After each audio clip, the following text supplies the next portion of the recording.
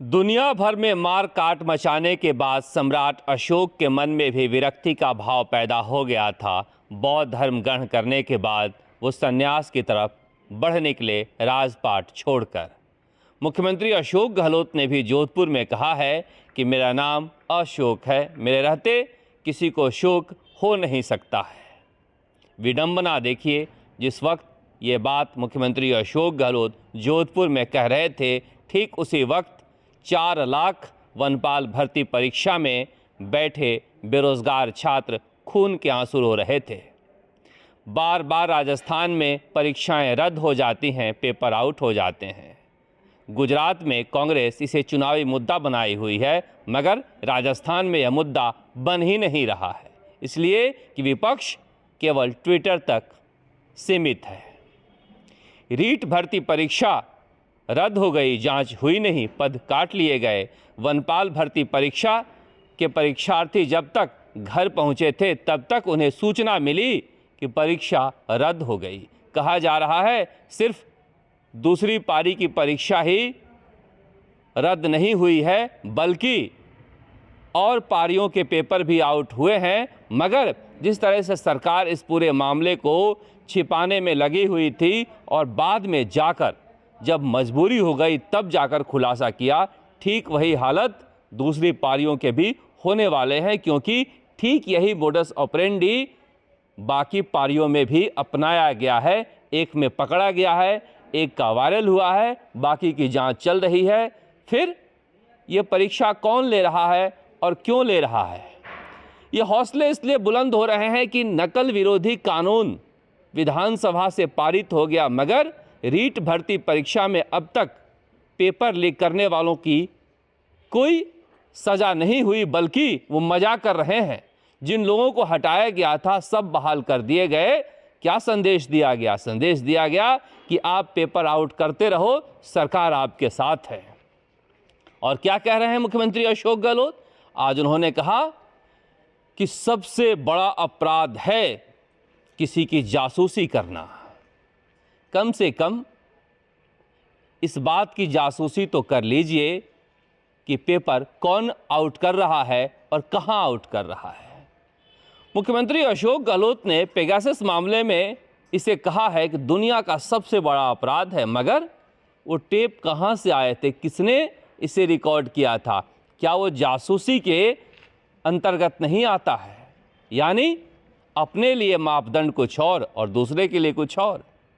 मगर उससे भी बड़ी तस्वीर यह है कि राजस्थान में जिस तरह से राजनीतिक अस्थिरता का माहौल बना हुआ है, ये ऐसा लग रहा है कि समय से पहले चुनाव न हो जाए। पहली बार कांग्रेस पार्टी के कार्यकर्ता जो हैं, पदाधिकारी जो हैं, वो मांग करने लगे हैं जिला दर जिला कि राहुल गांधी की भारत जोड़ो यात्रा के आने से पहले सचिन पायलट को लेकर फैसला हो जाना चाहिए। ये हम नहीं कह रहे हैं, ये कांग्रेस के पदाधिकारी कह रहे हैं और कार्यकर्ता कह रहे हैं। इसलिए कांग्रेस के लिए ये सोचने का वक्त है कि 12 जिले के, झालावाड़ जिले के, बूंदी जिले के और कोटा जिले के कांग्रेस के पदाधिकारियों ने, पूर्व विधायकों ने, चुनाव लड़ने वाले उम्मीदवारों ने यह मांग की है। तो क्या राहुल गांधी की भारत जोड़ो यात्रा से पहले राजस्थान में हंगामा होने वाला है? इसलिए कहा जा रहा है कि बहुत सारे लोग कह रहे हैं कि कांग्रेस को 5-7 दिनों के अंदर यह फैसला लेना होगा। कांग्रेस यह फैसला ले भी सकती है, क्योंकि मुख्यमंत्री अशोक गहलोत गुजरात में ऑब्जर्वर की हैसियत से काम कर रहे थे, मगर ऐसा कहा जा रहा है कि कांग्रेस हाईकमान ने 42 ऑब्जर्वर गुजरात में लगा दिए हैं। तो क्या नए ऑब्जर्वर क्यों लगाए गए और नए ऑब्जर्वरों की ज़रूरत गुजरात में क्यों पड़ी है, इसे लेकर भी तरह तरह की बातें हो रही हैं। कहा जा रहा है कि मुख्यमंत्री अशोक गहलोत का दिल गुजरात में लग नहीं रहा था। वो नहीं चाहते हैं कि पिछली बार दूसरों के आंदोलन की वजह से जो सफलता इनके माथे मढ़ी गई थी, इस बार विफलता न मढ़ दिया जाए। इसीलिए कांग्रेस चुनावी रंगत को बरकरार रखने के लिए मुख्यमंत्री अशोक गहलोत को किनारे कर 42 ऑब्जर्वर गुजरात के चुनाव मैदान में उतार दिए हैं। मगर बड़ा सवाल है, पैसे कहां से आएंगे? पैसा दे रहे हैं या नहीं दे रहे हैं मुख्यमंत्री अशोक गहलोत, इसे लेकर भी खूब चर्चा हो रही है। वहाँ चुनाव प्रचार में लगे हुए लोगों का कहना है कि ये ऊपर की बात है। केसी वेणुगोपाल, पवन बंसल और मुख्यमंत्री अशोक गहलोत की बात है कि गुजरात चुनाव के लिए फंडिंग कहाँ से आ रही है, हमें तो चुनाव लड़ने से मतलब है। यानी क्या ऊपर कोई बातचीत चल रही है या फिर बातचीत मन मुताबिक नहीं चल रही है, इसे लेकर भी चर्चा हो रही है। कई लोग कह रहे हैं कि प्रियंका गांधी हिमाचल प्रदेश चुनाव प्रचार के बाद फ्री हो गई हैं और अब इस मसले को वो हल करना चाहती हैं और मुख्यमंत्री अशोक गहलोत इस समय मजबूत दिखना चाहते हैं। मगर मजबूत दिखे कैसे? जिस किसी को भी लालच दिया गया था वो सभी लोग अपना हिस्सा खोजने लगे हैं। राजेंद्र यादव जो खास मंत्री माने जाते हैं अशोक गहलोत के, उन्होंने तो यहाँ तक कह दिया कि कोटपुतली अगर जिला नहीं बना तो नए साल से पहले वो पार्टी ही छोड़ देंगे। अब ये लोग बात कर रहे हैं कि जिला बनाने के लिए पार्टी छोड़ रहे हैं या फिर कोई और बात है, क्योंकि नेता जो है इतनी आसानी से पार्टी और मंत्री पद छोड़ता नहीं है। वजह कुछ और होती है और कहा कुछ और जाता है। अब तरह तरह के लोगों के तरह तरह के दुख हैं। मंत्री कहे कि हम पार्टी छोड़ देंगे, मंत्री कहे कि टिकट की हमें ज़रूरत नहीं है, जैसा कि राजेंद्र गुढ़ा कह रहे हैं, फिर ये दोष मीडिया को देते हैं।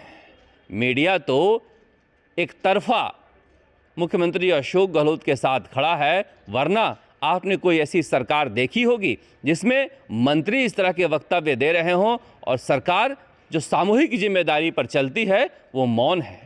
मुख्यमंत्री अशोक गहलोत से जोधपुर में ही पत्रकार ने पूछ लिया, कहीं दूसरी जगह नहीं, कि सचिन पायलट को मुख्यमंत्री क्यों नहीं बनाया जाता है, अब वो चलते बने।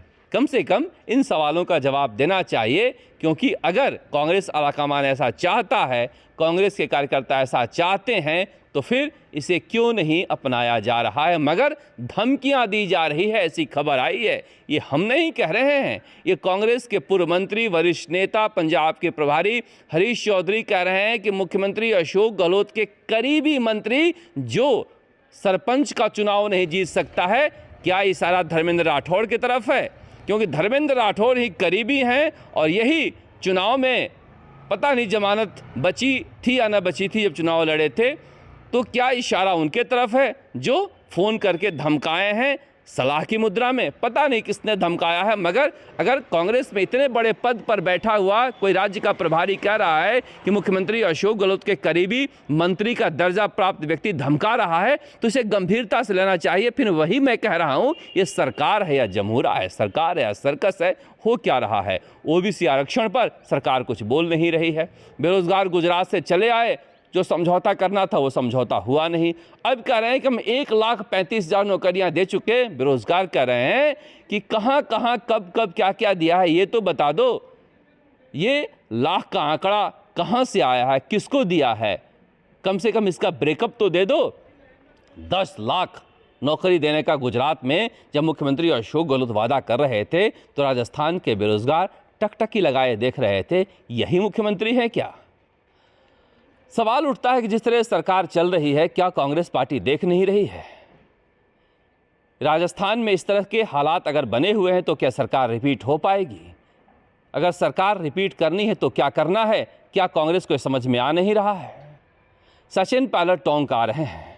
सचिन पायलट अगले कुछ दिनों में क्या करेंगे, इससे लेकर सबकी नज़रें लगी हुई है, क्योंकि मुख्यमंत्री अशोक गहलोत, धर्मेंद्र राठौर, रामलाल जाट और गोविंद सिंह डोटासरा को भारत जोड़ो यात्रा में भेजे हुए हैं समझने के लिए यात्रा कैसे चल रही है। कुछ लोग कह रहे हैं कि समझाने के लिए भी भेजा गया है, मगर समझने और समझाने के खेल से मुझे लगता है कि कांग्रेस की राजनीति, राजस्थान की राजनीति आगे बढ़ चुकी है। अब फैसला लेने का वक्त है। आचार्य प्रमोद कृष्णन जैसे लोग लंबे समय से बोल रहे हैं, इसलिए उनके बोले जाने को लेकर बहुत गंभीरता से नहीं लेना चाहिए, मगर चुप्पी जो है सीपी जोशी, उसे गंभीरता से लेना चाहिए सीपी जोशी की चुप्पी को, क्योंकि इस्तीफों को लेकर कुछ बोल नहीं रहे हैं और अशोक गहलोत भी इस्तीफे को लेकर चुप हैं। यानी राजस्थान में बदलाव तय है, जिसे टालने के लिए साजिशें जारी है। दूसरी तरफ बीजेपी में भी अच्छे हालात नहीं हैं। वसुंधरा राज्य कार्य समिति की बैठक में गई तो उन्होंने कहा मेरी बहू की तबीयत खराब है, मैं बोलूँगी, बोली और निकल ली। और फिर जहां अपने लोगों के पास जाना था वहां घूमती रहीं, करीब गाड़ी में आधे घंटे बैठी रहीं, मगर कार्य समिति की बैठक में वो ज़्यादा देर नहीं रहीं। क्या इसलिए कि इस बार रथ यात्रा, जन आक्रोश रथ यात्रा अलग अलग जगहों से निकल रही है? क्योंकि अब तक जब भी चुनाव से पहले रथ यात्रा निकली है, एक ही रथ यात्रा निकली है वसुंधरा राजे की। पिछली बार गुलाब चंद कटारिया ने हिमाकत की थी और उसके बाद वसुंधरा राजे ने धमकी दे डाली पार्टी छोड़ने की और घोषणा करना पड़ा गुलाब चंद कटारिया को कि मैं किसी यात्रा पर नहीं निकलूंगा। इस बार वसुंधरा राजे पार्टी छोड़ने की धमकी नहीं दे सकती हैं, बस इतना ही कह सकती हैं कि मुझे जल्दी है, मुझे बोलने दो, और निकल सकती हैं क्योंकि वहाँ पर झेल नहीं सकती हैं अब बैठे हुए बीजेपी के दूसरे नेताओं को, और जो लोग उनके करीबी हैं उनके यहाँ जाकर वक्त गुजार सकती हैं। फिलहाल वो यही कर रही हैं, वेट एंड वॉच की स्थिति में हैं। मगर मैं फिर कहता हूँ कि दिसंबर में वह भी फैसला लेंगी। शायद गुजरात और हिमाचल चुनाव का इंतज़ार कर रही हैं, मगर गुजरात और हिमाचल चुनाव के नतीजों का इंतजार शायद सचिन पायलट नहीं करेंगे और कोई फैसला राजस्थान में बड़ा होने वाला है। इसीलिए कहा जा रहा है कि मुख्यमंत्री अशोक गहलोत का दिल गुजरात में लग नहीं रहा है। तेरी मेरी सबकी बात में आज बात करेंगे बेरोजगारों को लेकर। जब पेपर वनपाल परीक्षा के पेपर सभी सेंटरों पर पहुंचाए गए थे और वहां पर सभी जगह सीसीटीवी कैमरा रखने के निर्देश दिए गए थे, तो फिर कहां पर गफलत हुई है? क्या इसमें राजस्थान सरकार के किसी अधिकारी की मिली भगत है? क्या कहीं लापरवाही है? लापरवाह लोगों को सज़ा क्यों नहीं मिली है? ये सौदा अचानक नहीं हुआ? इस साजिश के सिरे को एसओजी क्यों नहीं पकड़ पाई?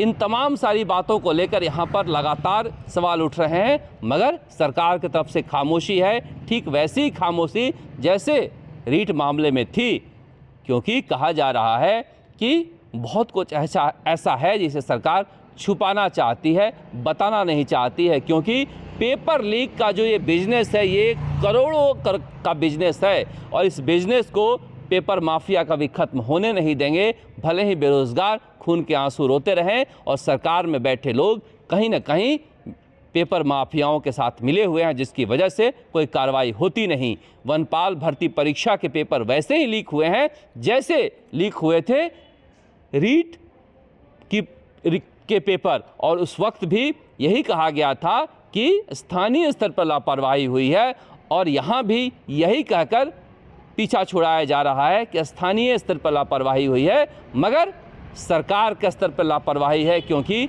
4 लाख से ज़्यादा बेरोजगारों के भविष्य का सवाल है। मगर सरकार न पहले जवाबदेह थी न अब जवाबदेह है। हम सरकार से जवाब मांगते रहेंगे। आप देखते रहे राजस्थान तक। नमस्कार, जयपुर से शरद कुमार।